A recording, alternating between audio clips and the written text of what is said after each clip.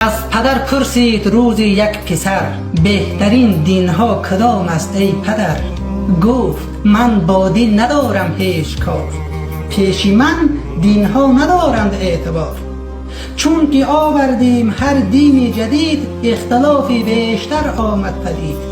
کینه ها و دشمنی بسیار شد، جنگ های مذهبی تکرار شد.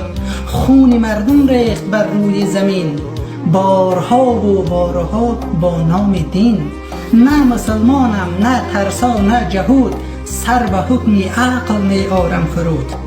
عقل می گوید که عیشی بیکران هست در همزیستی با دیگران. دین ولی گوید که خون کافران گر بریزی اجر داری بیکران. دیگر اندیشان هم آخر آدمند، دین چرا گوید که مهدور دمند؟ من به دین علت ندارم دین و کش، تا نریزم خون هم نوعان خویش. تو همه فرزند تنها از خرد، پیروی کن تا به مینویت برد.